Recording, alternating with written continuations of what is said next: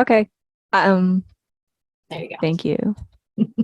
Hi, everybody. Thank you for coming to this ComCat training. The full office does this about once a year, I would say.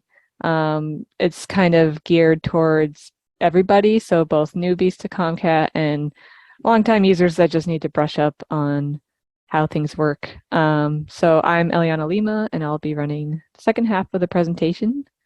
And Jen, you want to? Yep, I'm Jen Ronka, and I will be giving the first half of the training today.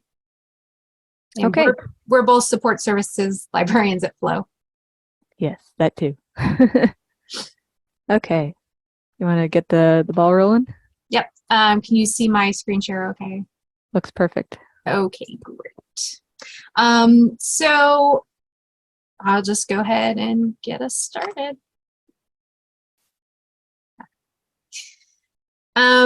So the first thing I wanted to mention was the ComCat Help Desk.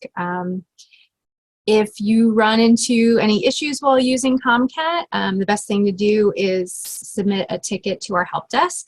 And you can do that in a couple of ways. One way is you can go right to our help desk page at flow.libanswers.com/ComCat. Or you can also go to the help desk link that's in ComCat itself. Once you're logged in, it'll be on the top menu bar link under help desk. And submitting a ticket's probably the best way to get in touch with us. That allows us to respond to you quicker and also track the status of your question.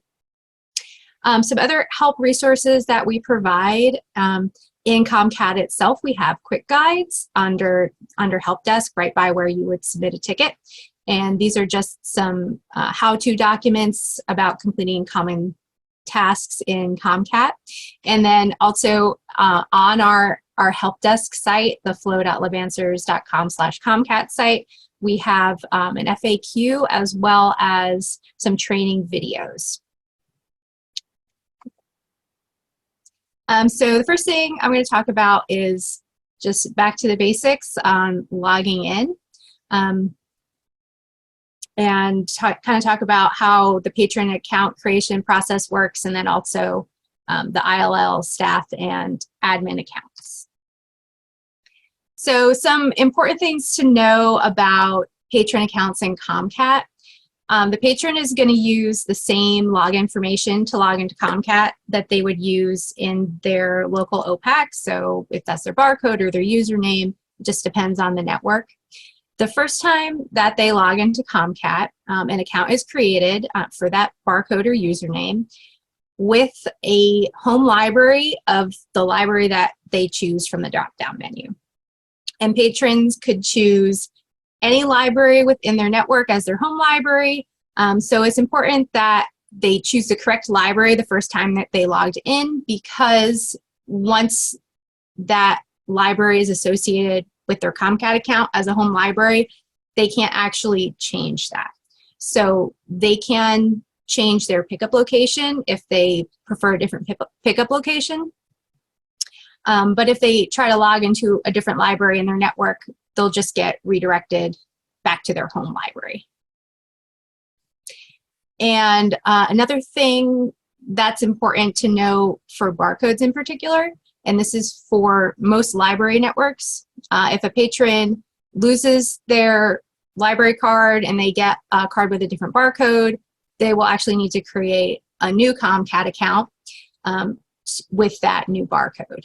And the only exception to this is networks that have the lookup user enhancement enabled.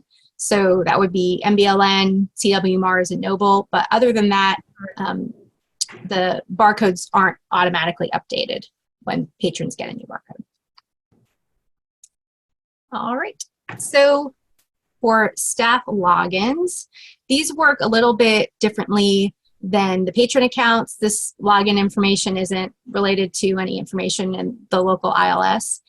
The first time that you log into either the ILL staff or the admin account, you should use the password userpass, and then you would be prompted to set your password.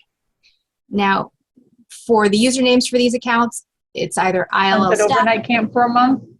So it's either ILL staff or admin. And it doesn't matter, if you use caps or no caps, it's not case sensitive, so you could use either. As far as the permissions go for the ILL staff accounts, both these accounts have more permissions than a patron account does, and I'll talk about that more when we talk about requesting. But ILL staff accounts can access the staff dashboard, including the request manager. They can see some ILL statistics reports. I think it's just the activity and request report that you can look at, as well as they can access the reports page, which are reports that are compiled by Flow and posted on ComCat. And they can also access the ComCat help desk link and blank ILL request form. In addition to all those permissions, the admin account specifically has access to view patron information for the patron ComCat accounts. So they have that little bit of extra access. And then we'll talk about searching in ComCat. So important things to know about searching. ComCat uses the Z39.50 protocol to search its resources that are called Z targets. What this means when you're searching is that the search results are live. So every time you complete a search, if you see an item is showing as available or not available, that is an accurate reflection of that item's status in the ILS at the time that you completed the search. And that's a nice feature, but part of the trade-off is that given that ComCat searching so many different systems and the results are live, it can take a little bit longer for those search results to load into ComCat than you might be used to. And the other thing I'll mention is that not all catalogs support the same kinds of searches. So for example, some might support Boolean searching while others don't. So that's just something to keep in mind when you're performing searches in ComCat. So this is the basic search bar in ComCat. As you see, there's a few different links on the far right. You can go to the advanced search by using that link. The icon on the left of the search bar that looks a little bit like a layer cake is a link that you can use to limit which library networks you're searching. There is a bug with this right now, but in the normal course of things, you'd be able to limit this before your search. Right now, you would have to limit this after you complete your search. Next to that is a drop-down menu that lets you limit your search to some basic fields like keyword, title, author, things like that. And let's look at an overview of searching in ComCat. So once you complete your search, you will go to this results screen. A couple things to know about the results screen. On the left-hand side, you have some options to filter your results. These options can change depending on the results of your search. You can also modify your search by clicking the link on the top, and that would take you right to the advanced search screen. You can add additional results. So when you first see the results page, you're going to see some preliminary results. And when ComCat has finished searching, you can click the Add to Results link to add all the rest of the results to your results list. You can also switch the view between the gallery and the list view. So once you have all the results loaded, you'll notice that results are clustered by title. So that means that if there's a small difference in the title between resources, that might affect whether they're clustered together or not. If there are multiple resource types with the same title, those will all be listed together. As you can see, the different types might be something like book, audiobook, CD, DVD, and those would be listed right next to the cover art, so you could see what types of resources are in that particular record cluster. So if there was only one resource type under a title, you can request or add that item directly from the search screen. Otherwise, you will need to click on that item to go to the full record display and request it. If there are multiple editions or formats of the item in the block, you can only click on the cover art or the format. Clicking formats will either take you to the brief or full record display, depending on the amount of items or editions in the cluster. And if there are multiple formats available for a title, you won't be able to request directly from this screen because ComCat won't know which item that you're actually trying to request.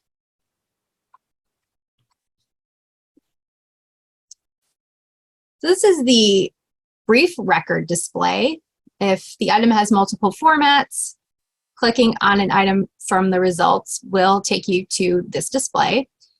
Here you can see some basic information about the title, about the item, such as the title, the author, date it was published, the publisher. You can also see the network that owns this item and the format. And then you have the ability to request directly from this screen. Clicking on an item from the brief record display takes you to the full record display. This includes general information about the owning libraries. It also includes the full MARC record, and it will pull in some Goodreads reviews for that title. So the information that you see on this full record display is specific to the owning network, and it shows the item record as it appears in that network's ILS. So before I go on to requesting items, I'm going to show you a demo of a search, just so we can make that a little bit less abstract. So if I were to replicate the search from the example slides, I could do it as a title search.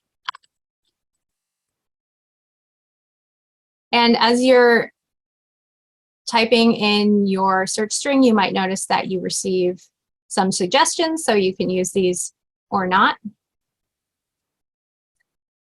And then the results are going to load, and the first thing that pops up are these preliminary results. And ComCat's searching in the background. So these results are not necessarily the best results or the most relevant results. They're just the results that ComCat found first. And when it's done searching in the background, we can add the rest of the results to our search. And now we have some better results, more relevant results showing up on the top. If we want, we can switch this to the list view instead of the gallery view. And then, so these are all clustered, like I mentioned, by the title. And if there's different resource types, they'll be listed here. For this, if it's just a CD, you can request it or add it to the list right from this screen. Or you could go to the full record display to request it from here. If you wanted to look at a listing with different formats, you can go here. So here's the brief record display. If you click on this caret, it'll show the the network that owns this item, the library, how many copies are available. And so these are all grouped by the format and then by the network that owns the item. And you could go ahead and request or add to a list from this screen. Or you could click into the full record to request from here. So one thing that's important to know about this screen is that when you request an item from here or from the other display, you're not requesting that specific item. The request is still going to go to all of the library networks. But what it does mean is that it's going to use the information in this record to make the request. So this title information or the ISBN information, that's going to be used to find matches at other networks. So if you request an item from a record that maybe has incomplete or inaccurate information, that could affect the matches that you get when you place the request.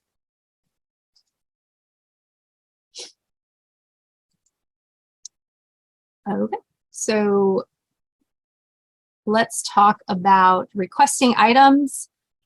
We'll show requesting items as a patron, requesting items on behalf of a patron, and then also talk about network handling.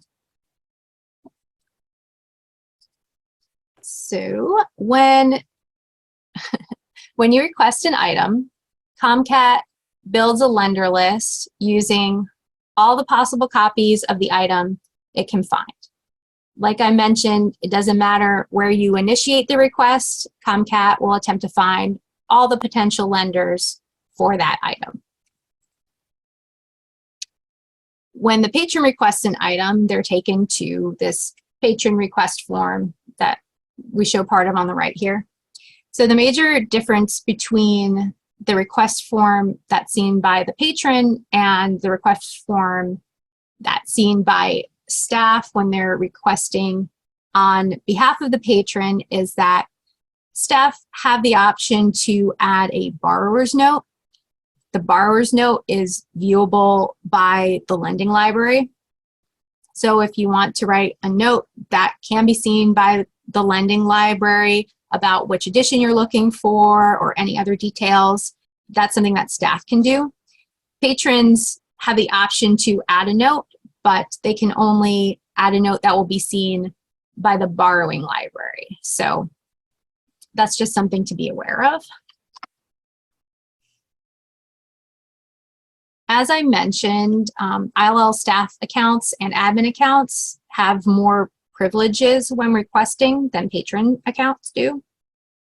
So if you're logged in to the ILL staff account and you request an item, you're going to be taken first to the patron lookup screen before you can access the request form.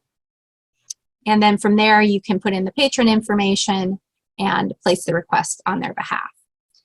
So the advantages of this are that using the staff account to place a request on behalf of the patron means that you don't have to log in or out of multiple accounts to place a request. You can do it all from the staff account. You can request for multiple patrons, and you also have the ability to override certain warnings that the patron sees, for instance, for duplicate requests or requests that are owned by their local system. And staff accounts also have the ability to place multi-copy requests. If the patron already has a ComCat account, for instance, if they've logged into ComCat at least once before, they will have a ComCat account. You don't need a PIN. You can use the Share It lookup on the left-hand side here. Share It is just the generic name for ComCat. So when you do a Share It lookup, you're looking for the patron's ComCat account. You can look up the patron's ComCat account by using their barcode or using their name or whatever information you have about them. If the patron does not already have a ComCat account, you will have to use the ILS lookup to place that request for the patron. So this requires that you enter the patron's barcode and PIN. The nice thing about the ILS lookup is that if you use this to place a request for the patron, it will automatically create a ComCat account for that patron. That's why it requires the PIN. For items that are owned by the patron's local network, ComCat will actually display a pop-up asking if the patron would like to be redirected to the OPAC.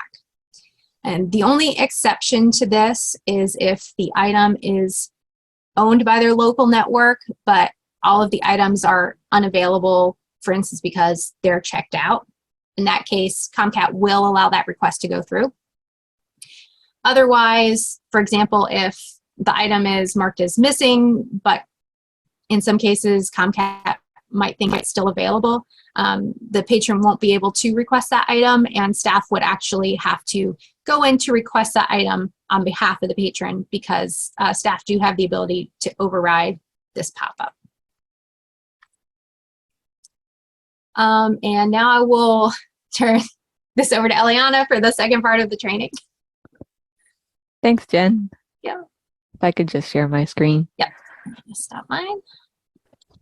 Okie dokie. Let's get into managing requests. Okay, so the bulk of what staff will be doing in ComCat is managing requests, whether you're the borrowing library of those requests or the lending library. So let's just, okay. So there are three main ways to get to your requests in ComCat. The first way is the one that I like the most because it just gives you everything at once, basically, and that's to use the request manager.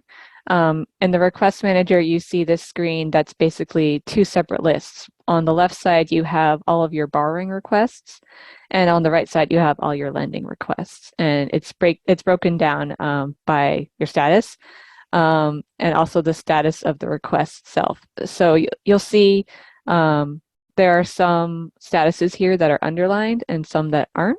And the ones that are underlined are the ones that you have requests to attend to, and those links are clickable. The next way that you can access your requests is the title browse. This is broken up by the role of the library, so whether you're the borrower or the lending library. And this is just to see all your borrowing requests in one place or all your lending requests in one place, regardless of what status they're in. And then the last way to access your request is if you just want to find one specific request and you have your request ID, there is a global, well, for you guys, it's just going to be called a request search. On my screen, it's called a global request search. You can just pop in the request number and it'll take you straight to the full record display for that request. So actually, I'm going to, before I get into the managing stuff, I'm going to show you what this looks like in ComCat.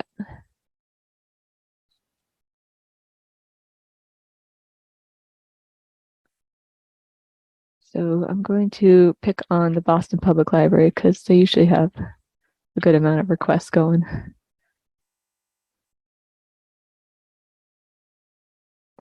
So when you first log into ComCat, you're going to be greeted with the staff dashboard, which has all these different tabs, and you can toggle them open or close.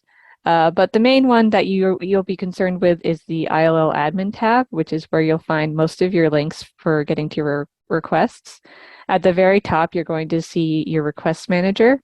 Then under that, you'll see a header for borrower and a header for lender. And that's where you'll find your title browse links as well as your request search buttons.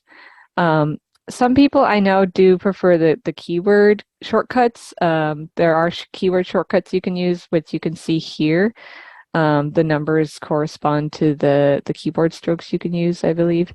But I usually just click on stuff over here. So here's the request manager.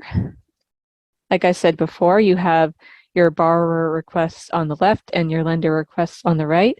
And another thing to notice is that It's also broken up by how urgent things are. So at the top, you'll see your action items, which are the things that you need to attend to. And then at the bottom, you'll see items awaiting trading partner response. So those are the ones that are in statuses that you're waiting for the other person to attend to. So if you're the borrower, you're waiting for the lender to respond. If you're the lender, you're waiting for the borrower to respond. But you can still look at those requests to see, which library they're at and their current status. So like I said, all of these underlined things are links that I can click on. So if I go to, for example, overdue, I can see all the requests that are in an overdue status, and I can click on the titles of those items further to see the full record view of that request. Beyond that, we have the title browse for borrower and lender. Like I said before, it's just all of your borrowing requests or all your lender requests. And just like I just showed with the overdue requests, you are able to click on each one if you want to look at all of the details for that request. Or you can just go directly to a request by going to the request search and typing in or copy and pasting in the request ID. And the request ID will usually be found on the book strap if you have the book on hand. So that's where you'll see that. Okay, let's get into the meat of managing requests. I do have slides for this, but I kind of have these older PDFs that I prefer, so I'm going to bring these up. So the first side of things, I don't know if I can make this full screen. There we go. Whoops. So the first side of things is if you're the borrower. So basically either you placed a request on the behalf of your patron or your patron placed their own request without your help. That is when you're going to be receiving an item from a library outside of your network. So the first step in being the borrower library is that your items will arrive. Before that point, staff don't really have to do anything if patrons are placing their own requests. If you're placing a request for the patron, Jen just showed you how to do that. So the first thing you're going to do after you pull the item out of the shipping bin is you're going to change the status of that request to received. Once you receive an item, it's going to actually communicate directly to your system. It's going to generate an item record for that item automatically, and it's also going to place a hold on the patron's account. So the whole thing about ComCat is that it's supposed to be kind of hands-off in terms of your ILS. It does a lot of the heavy lifting for you. So you don't want to do a lot of things like checking in items and checking out items. Actually, you do want to check out items, sorry. ComCat does the checking in for you, which is going to be the next step. So you're going to give the item to the patron. They're going to use it and return it to you. At that point, you're going to be marking the request returned. This is where you don't want to check the item in because ComCat, again, will be communicating directly to your ILS, and it'll discharge the item from the patron's account. And then after that, all you need to do is you need to attach a routing slip to that item, place it in your shipping bin, and send it back to the library. So basically, this is a two-step process in ComCat, in addition to one step where you check it out in the ILS. So step 1 in ComCat, mark it received. Step 2 in ComCat, mark it returned. And in between that, you're going to check out the item to the patron in your system. Let me get out of this.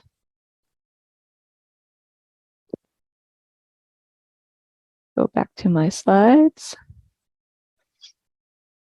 One more thing I want to know about being a borrowing library is that there's this status called awaiting approval. That confuses a lot of people. So I put an extra slide here for it. Basically what it is if a patron leaves a note and when they place a request, then the request will not go into pending. It'll go into awaiting approval. This is a status that kind of forces library staff to check the note that the patron left. Usually, sometimes they just say thank you and it's not a very useful note, but other times they might be asking for a specific edition or a specific format. like the large print version of an item. So this is kind of an extra step that forces staff to check the borrower's note. And then you have to update the request status to approve send to get that request into motion. So if you ever see any requests hanging out in that awaiting approval status, you just want to make sure that you approve all of those requests, unless, of course, the patron says something that you can't fulfill. But usually it will be. So that's just something to keep an eye out for. Also in the past, you can update a patron's permissions so that all of their requests will go into awaiting approval. I've had people do this in the past if it's like a delinquent patron and they want to kind of field all of their requests before approving them. So that's another option if you have a patron like that. Okay, now the other side of things is lending requests. I'm going to go to my other PDF. Lending is even simpler than borrowing. Very few steps. So when you're lending, obviously you have received a request from a library outside of your network in ComCat, and it's going to show up in your request manager or your title browse as pending. That's going to be the initial status. Those are all the requests that you need to attend to and that you need to fulfill. So once you see a title pop up in pending and you're able to lend it, you're just going to retrieve that item from the shelf and you're going to update its status to shipped. This is another case where ComCat is going to communicate directly to your system. When you mark a request shipped, it's going to check that item out. It's actually not going to check the item out to the patron though, because obviously we can't have all patrons of all libraries in Massachusetts in our systems. So instead, transactions in your system are going to be library to library. So it'll check it out to that patron's library, just so that you have a record of where that item is going. One important thing to note is that when you mark a request shipped, you want to make sure that the barcode on the physical item matches the barcode in the request in ComCat, or else it'll check out the wrong item if you have some other item's barcode, or it just won't work. So make sure that those barcodes match up. Next, you're just going to attach a bookstrap and a routing slip. So these are two different things that are necessary for delivery, as well as for the borrowing library to be able to easily look up the request. And the bookstrap can be printed directly from ComCat. There's a button for that. And you can either paste it on as a sticker or a strap. I think the preference is usually for people to do straps just so you don't have issues with peeling stickers off. Sometimes people complain about that. But it's really up to the library's preference. And that bookstrap has a nice convenient barcode label on there so that the borrowing library can scan that. So then you're just going to ship it off to the borrowing library. They're going to use it. It's going to be returned. And then once it gets back to you, it's going to be in the returned status. At that point, you're just going to mark it checked in. And this is another case where ComCat does the work for you. It's going to check in that item off the library's account. And eventually, the request will automatically go into complete and be deleted after 10 days. So once you mark something check-in, you don't have to worry about it anymore. It'll just kind of clean itself up. And we do like to emphasize at this point in the training that please mark your items checked in because sometimes lending libraries don't do that step, and the borrowing library just sees that the item was returned, and from their perspective, it looks like it was never received from the lending library. So marking it checked in is a way to have an accurate record of where the item is in your system, as well as to kind of inform the borrowing library that you got your item back. So that's an important step.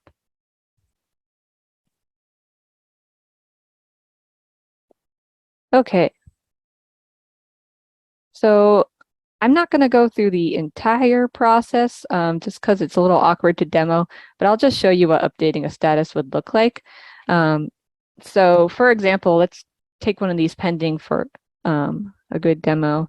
So on the lending side, the first step, like I mentioned, you're going to find requests in the pending status. Those are things that other libraries have requested of you that you should hopefully be able to lend, or if you can't lend it, you can always deny it. So let's pull one of those up.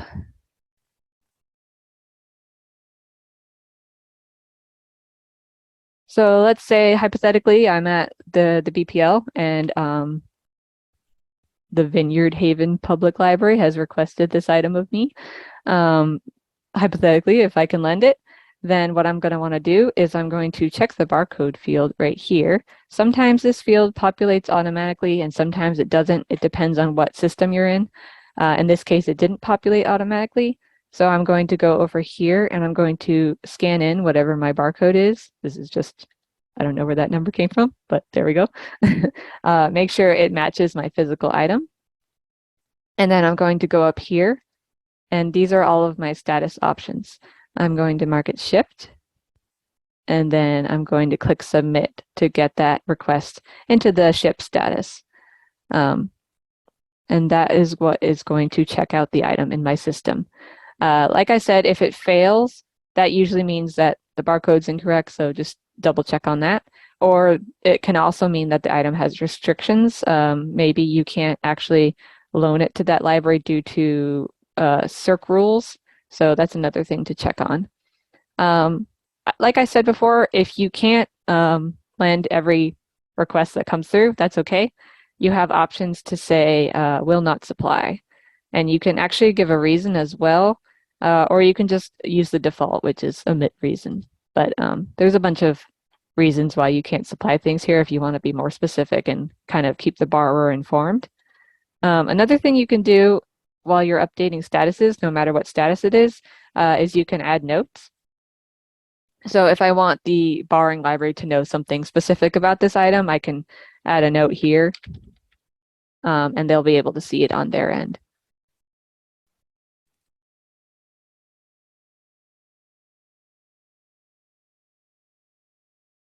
Okay.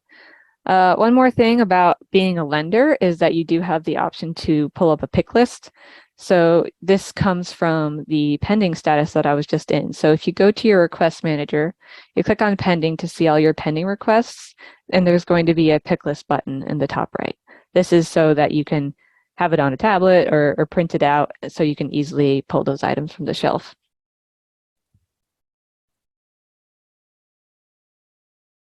Okay, we will have time for questions at the end, by the way. We actually kind of allotted more time than we probably need for this training because we assume there'll be some questions, but let's get into statistics. I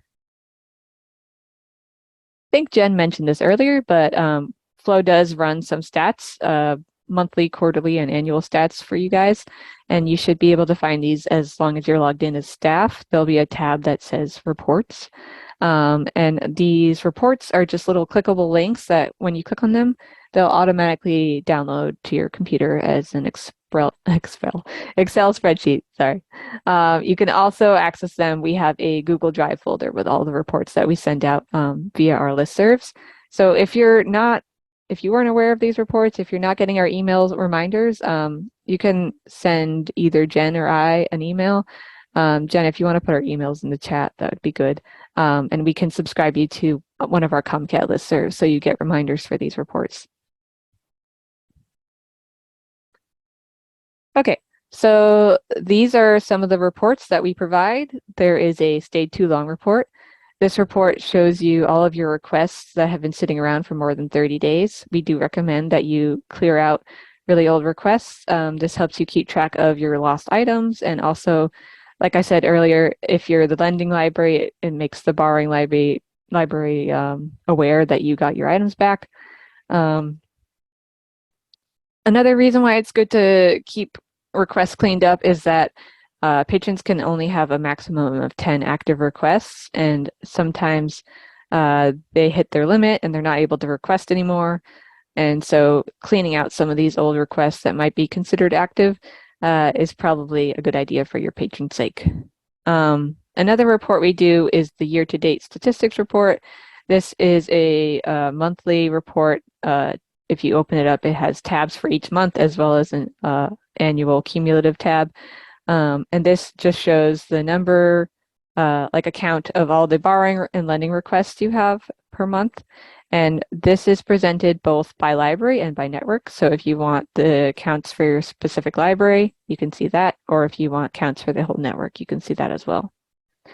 And then finally, we have our activity reports. These are just snapshots of all the activity that's happened that month. Just usually it's just like titles and lending and borrowing libraries, so that you can see all the items that have gone back and forth between libraries. And it also shows the final status of each request, so you can see if a request failed, if it was successfully filled, stuff like that.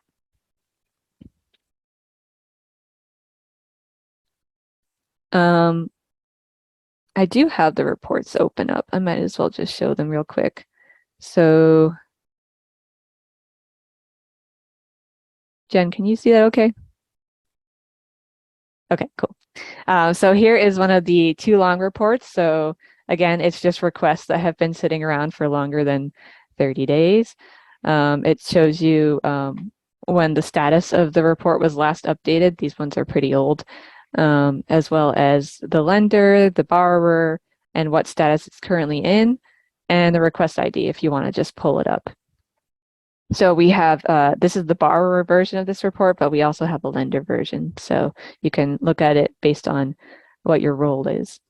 And if you want to find your specific library, it's sorted alphabetically by library, so you can just scroll down and find your library.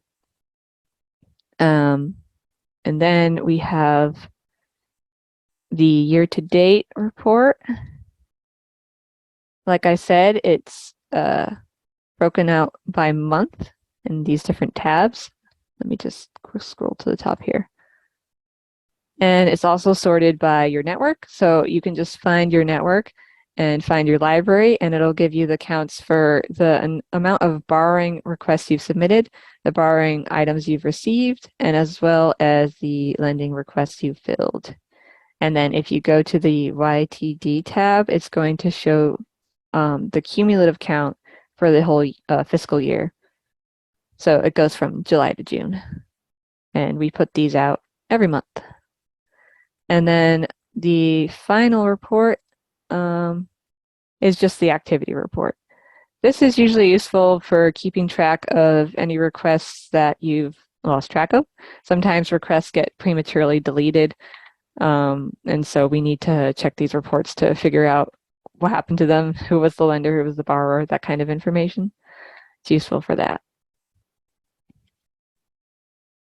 So those can all be found in the Reports tab right here. And they are just clickable links. We do like to clear out some of the older reports every now and then. So if you need access to like a very old report from like, I don't know, 2018 or something, then you can reach out to us at our help desk and we can provide that for you. Okay. Let's get into some advanced topics. We call these advanced, but really they're kind of good for anybody to know, I would think.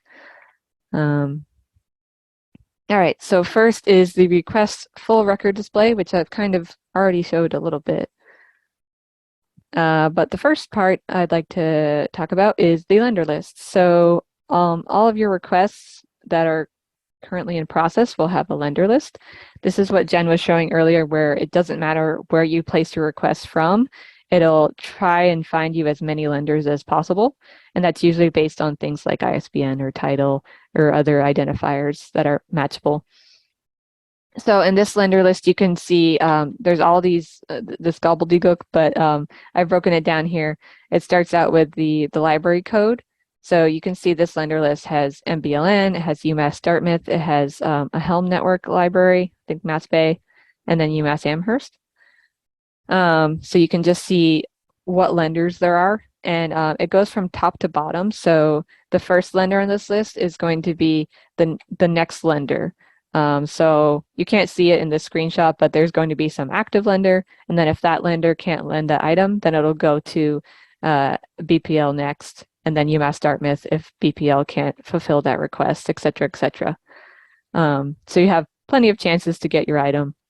And because sometimes libraries don't respond super quickly to requests, we do have a 4-day response limit, and that's what that 4 means. If, I don't know, a library is on holiday, they're like under reconstruction or something, and they can't respond, they can't get to the request quick enough, we want that request to move on to the next lender. If there are no next lenders, then it will go into either the retry status or the unfilled status, which I'll explain later. Next, in these lender strings is the call number and the system number. Not super important to you guys. This is just how the systems communicate and identify the availability of items. So that's what those are. Another handy thing to know about is that you can contact your request partners at any point if you get confused or if you have a question about the item you're requesting or lending. If you have an open request with your partner library, then their contact information is going to be in the request itself. There's a lot of information in the full request view, so I know some people just kind of miss things, but if you scroll down, there's going to be a borrower's email and borrower's phone, or a lender's email and lender's phone, depending on what side of the request you're on. So you can reach out to them that way. You may want to be aware of what email your own library has set in ComCat, because sometimes those emails get outdated and we need to update them. To check on your email, you can actually go to this button on the left here, search library information. You can pull up your library's information and see what contact information is there. Or if you want to reach out to another library, you can search their information anytime. Usually you can search by the library's name or the library's code if you have that, and it'll pull up their email and phone information. There's usually only one ILL contact person per library, so choose wisely, I guess. Sometimes it's more of a general like circ email, or sometimes it's a one single staff member. It's up to the library. Okay, another nifty thing about the full request view is that you can see the entire history information of the request, and I think it's super handy to be literate in how to read this. So it's kind of upside down. So the first parts of the history are at the bottom here where it says 1. So that's the initial request being placed. And then it goes from 2 to 4 here. So 4 is the latest activity in this request.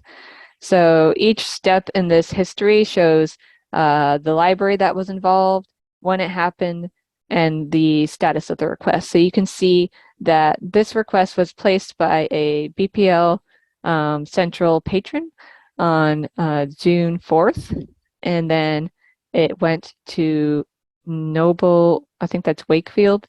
They were the first lender, and they were able to lend the items, so they marked it shipped. You can see that it says shipped there on June 6th, and it was marked shipped by ILL staff. So this means someone logged in with the username ILL staff, went in and marked it shipped. And then not too long after that, on June 10th, BPL was able to get the item and mark it received. So yeah, that's how you would read this history information. Sometimes the history can get really, really long if the item goes back and forth between lenders. But in this case, it was a super successful, super simple request. So that's what we like to see. This is also where you'll find error messages if anything goes wrong with the request, and you need to reach out to us to help you. It's useful to go into the history and pull up that error message if you want to report a problem. Or we can just find that for you, but that's where it'll be.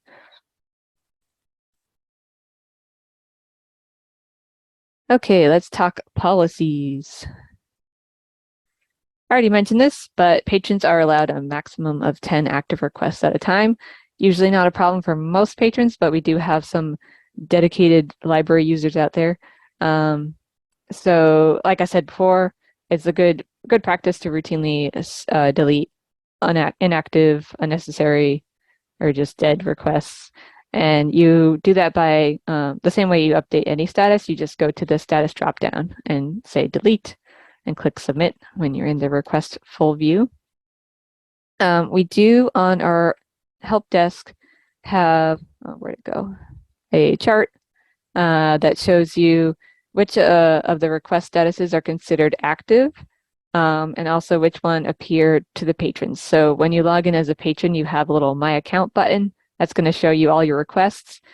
Some of these statuses, it's not going to show up in the patron's account. Like if the request is marked lost, it'll be gone from the patron's account, and it also won't count as an active request. So if you're ever unsure about a patron that's been being blocked from placing a request because of the amount of requests they have, you can come here and see why that's the case. This is part of our help desk FAQs if you ever want to find it. Go back here. Okay, important loan period info. So the loan period of ComCat is 56 days. This was determined a long time ago by the ComCat governance group. And this is to account for the travel time.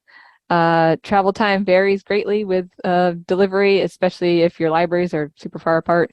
You never really know. But the ideal scenario is at the most 14 days. So the 56 days accounts for 14 days from the lending library to the borrowing library as well as back. And it also accounts for 28 days being checked out to the patron. So all of this should already be set up in your system. All checkouts are 28 days, no matter your patron's status or what library you're at. That's just the policy. And then one other thing is that renewals are not allowed. So unfortunately, there is the option in ComCat to renew requests, but it's going to be automatically rejected. We've asked the vendor before, and we cannot hide that option. So you just have to kind of know that you're not supposed to use it. And even if you do use it by accident, you'll be denied anyway. So yeah, that's the status of that right now. Okay, lost items. So we handle lost items pretty much similarly to, I think, how most libraries handle them. Basically, the financial stuff is handled only between libraries or between the borrower and their patron. The lender is not going to collect any money from the patron. Only the borrowing library can collect money from the patron. There's no sort of billing or lost item functionality in ComCat other than the fact that you can see that the item is in a lost or overdue status. Any sort of financial stuff is going to happen outside of that system. And we do have policies for this written up on ComCat itself. There's a policy page where you can read more in depth about how this works. There was one other thing. Oh yeah. So one other thing is that sometimes the fault is neither on the borrowing library, the lending library, or the patron. Sometimes things get lost in transit. If that's the case, you can also reach out to the delivery system. And sometimes they will pay things in the borrowing or lending library's place. So they have a form on their LibGuide where you can submit a claim. And we have more info about that in our help desk with links and everything. All right, some miscellaneous topics. I think we're almost to the end.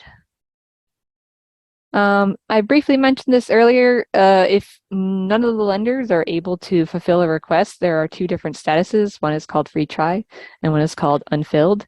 And they're slightly different. So Retry is when a request fails, but there's still hope in getting the item, basically. Unfilled is when a request fails and there might not be a lot of hope. So Retry, items can go into that status. The most common reason why would be that the item that you requested is checked out right now, but it's not going to go into unfilled because the lender can lend it. They just can't lend it right now. So they're asking you to try again later. Jen, do you know if we implemented the automatic retries yet?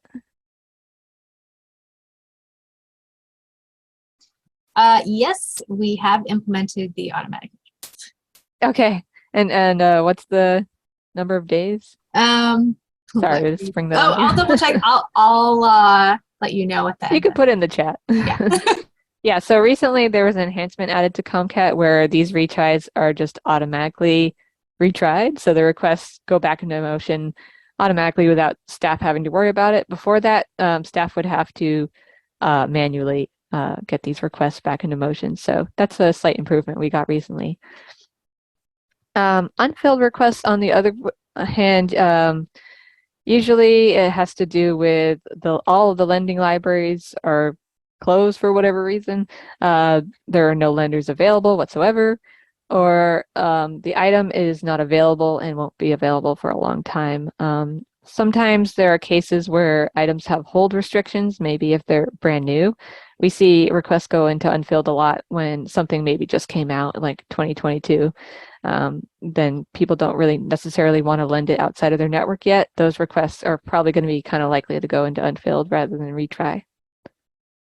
But you never know. Sometimes, sometimes with unfilled requests, if the patron, is really desperate for the item and you really want to help them get it, you can kind of resurrect those requests. There are ways to do that.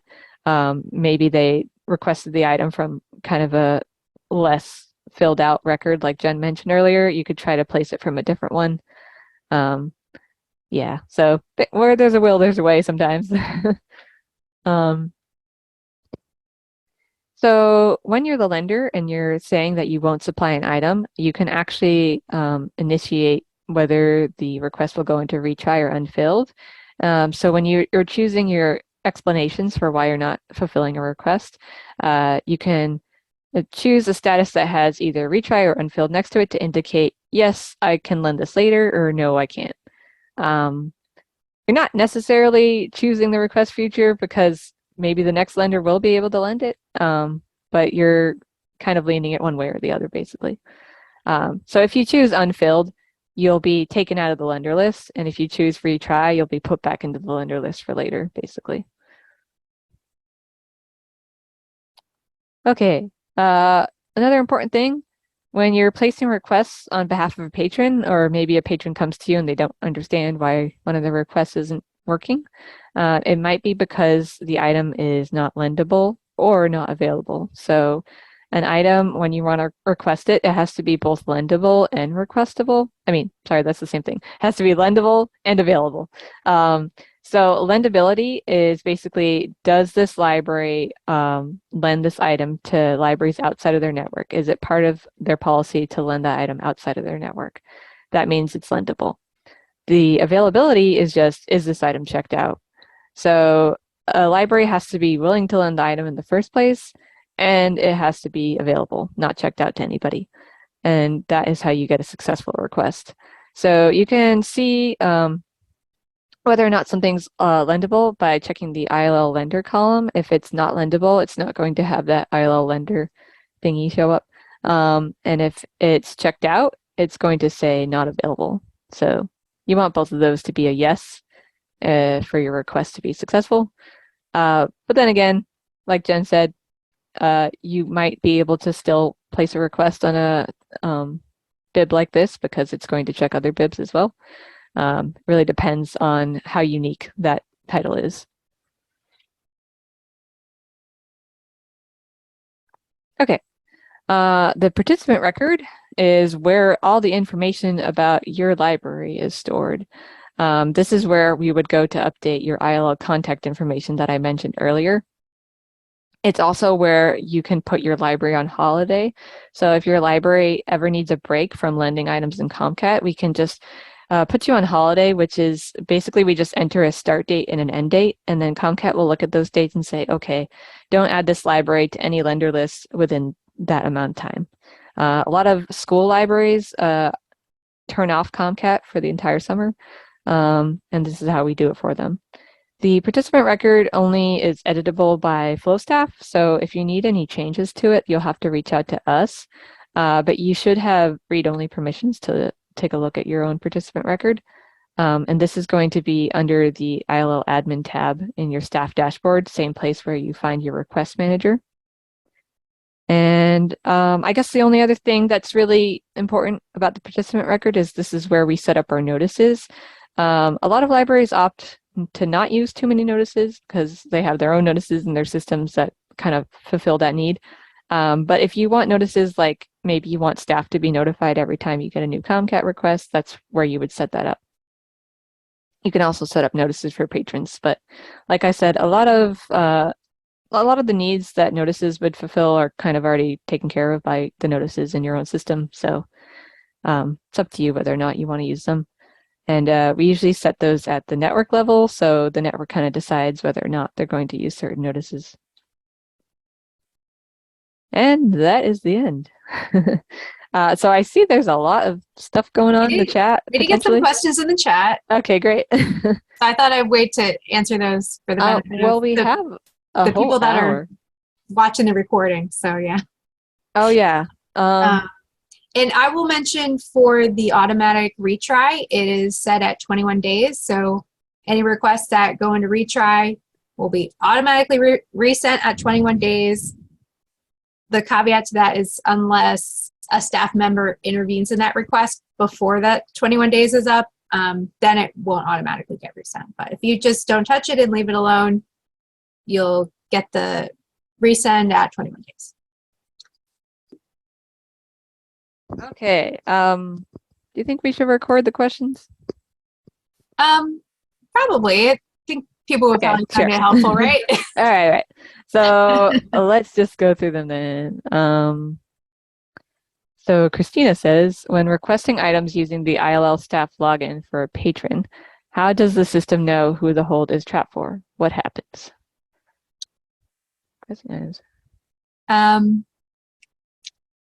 So you get that prompt when you put in the request, and it's going to ask you to either like look up the patron's ComCat account or put in their barcode and PIN information. So that's how the system is able to find the patron information. It'll communicate with your ILS and say, okay, this barcode is associated with this patron, and pull that into the request, basically.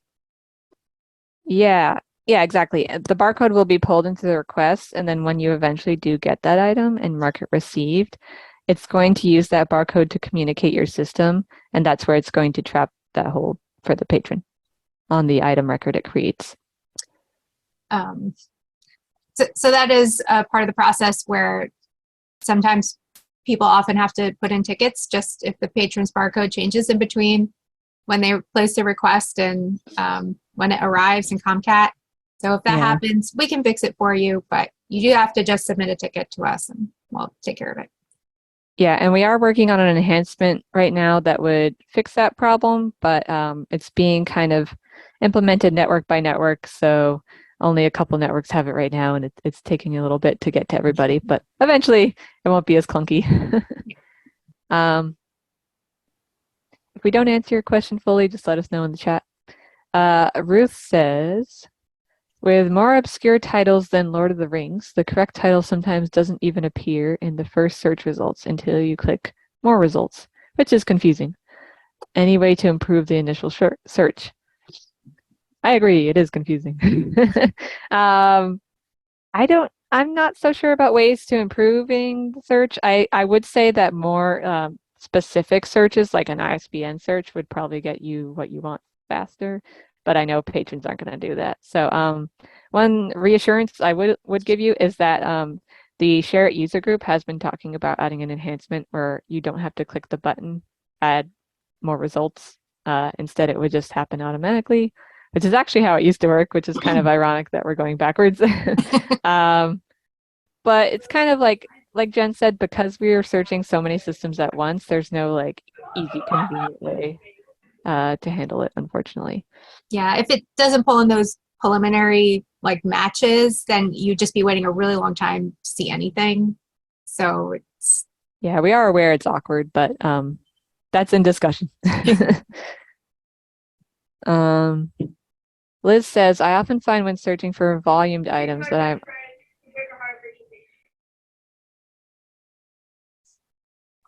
Sorry, Ruth, did you want to say something? Okay. Yeah, I was just gonna, can I say something? Yeah, go for it. Sorry, I just was gonna add, I guess the problem is, I totally understand, but if the initial search is not, is there a way to optimize the initial search then? Because if the initial search is only bringing back the first things it finds, but not the best things it finds, Do you know what I mean? Like when you want your initial search results to be the best things it finds, not just the first things it finds. I guess then you have to wait longer, is what you're saying. Yeah. Okay. I guess, Unfortunately. yeah. Okay. All right. Thanks. Yeah, I mean, you could experiment different search term strategies, but I, it's just super imperfect right now, Okay. unfortunately. Okay. Thank you. Yeah, no problem. Okay. So Liz says that I often find when searching for volumed items that I'm unable to call up an item that is definitely in ComCat. I can search by title, volume, and author, but the item will only show in the results if I find the specific ISBN. Would this be down to the difference between search functions and different OPACs? Are there other reasons you can think of? It really, my answer would probably change depending item by item. I would say submit a ticket about that one and we can look into the specifics. Because there might actually be something wrong there, or it might just be the search terms you're using. I have seen weirdness like that happen before. So I'd want to know specifically what kind of searches are failing you. And maybe we can improve things from there. Michelle says, does the system use the call number and the lender string to match on the item, or just the system number? That's a good question. I was never super clear, to be honest, how the call number plays into things, because all requests in ComCat are bib level requests. I know that the system number is definitely super important, because if that's wrong, the request just won't work. Jen, do you know any more about that? I did have a ticket that I was helping a librarian with not that long ago, where we were trying to get a specific volume that was all cataloged under the same bib, and using a different call number didn't get it to pull the right barcode. So it was still just pulling like the same barcode no matter what call number you put in. But you know what? I know I've done the same thing when people are trying to get a very specific volume. Sometimes if you change the call number, it does kind of help, because then the lender can see the right call number in the request. Right. So it'll be more for the lender than for the borrower in that case. Yeah. So functionally, it's a little confusing and weird, but I would say the call number is for the benefit of the lending library to see what specific item is wanted. But yeah, that's always been kind of clunky, to be honest. I would say ComCat's biggest fatal flaw that I've been, arguing with the vendor about for ages is the volume thing. It's not very good at requesting things like manga or DVDs with multiple volumes.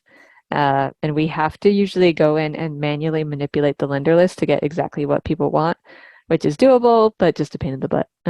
So it's not perfect.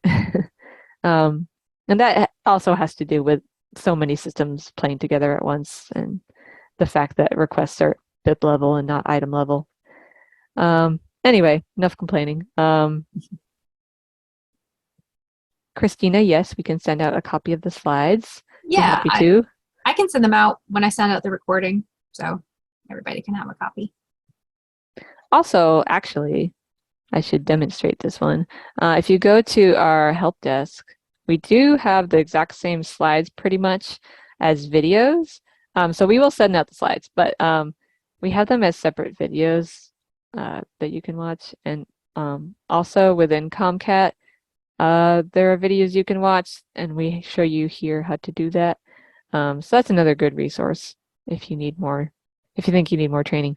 Let me go back to my question slide. Okay.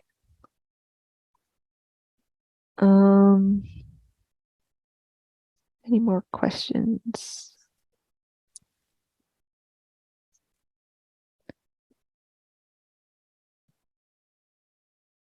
Okay, Christina says, is there a way around asking for a patron's PIN? Funny you should ask. Ha ha ha. We're currently talking about that. Currently, no. Currently, you do need the patron's PIN, unless you can convince them to log into ComCat. So like Jen showed, actually, let me pull up that slide. There are two patron lookups in ComCat. Where is it?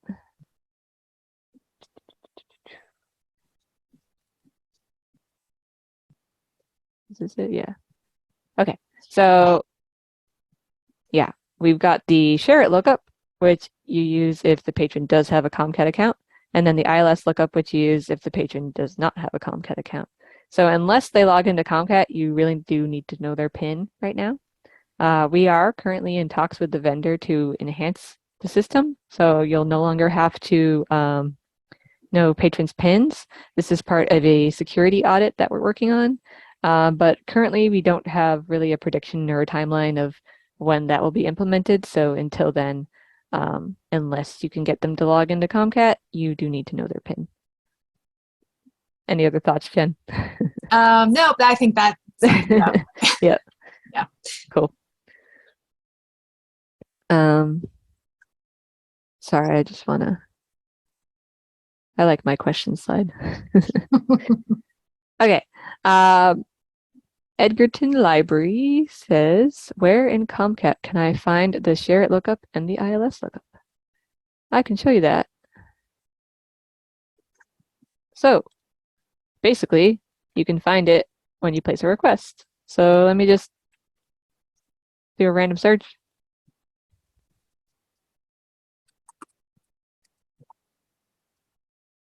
And you will only get these lookups if you're logged in as staff. When a patron places a request, their information will just autofill into the request. But ComCat doesn't know who you want to place a patron for if you're staff. So sorry, I go too fast when I do these things. Let me do that again.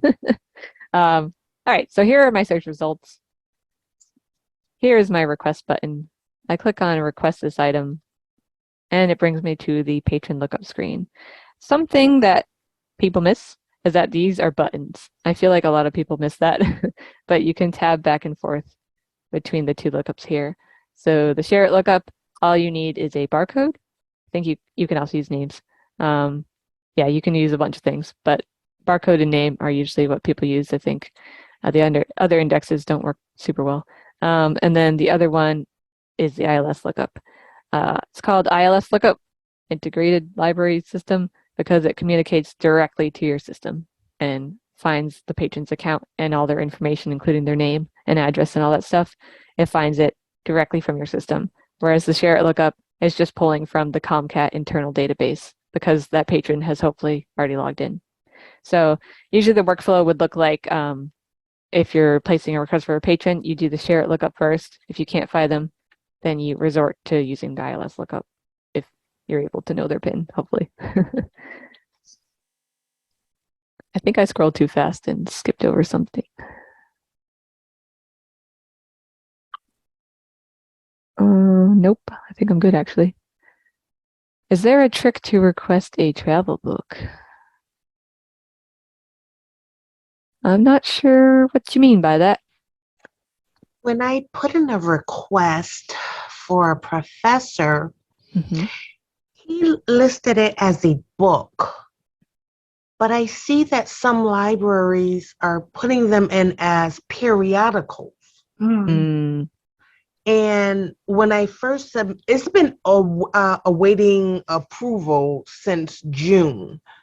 So I did make a change, and I hope that's okay, because at first I had book, but then when I went back in, he wants he wants 2020, and I could see which libraries had it, and it had a call number. They had a call number, but it was still calling it a periodical.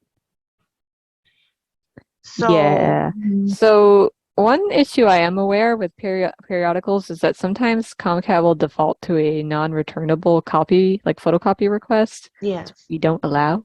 So you have to actually manually go in and tell ComCat that no, you don't want to do a non-returnable. You want to do a returnable request. So that problem I am aware with. You said it was in awaiting approval.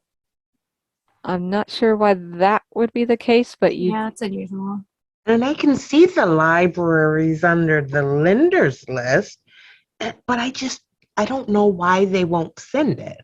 Yeah. So I'm going to go back now that you've given us these slides. I can look. It could be something that I'm doing wrong, some type of information that maybe I'm missing. Yeah, if you want to submit a ticket about that, I can take a Yeah, closer look at we it help for people you. fix trouble requests Yep. all the time. Oh, So yes. I thank you so much, Jen, for Yeah. helping me the other day. Not a Was that problem. Friday? Yeah, and everything worked out well. Okay, good. Yes, thank you.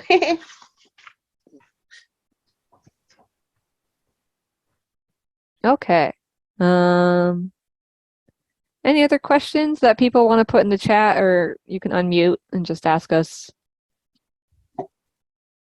Now is the time. Like I said, we try to do these kind of semi-annually, just so people can come in and ask questions. We do have the recorded resources as well, but I know people like the live trainings. Yeah.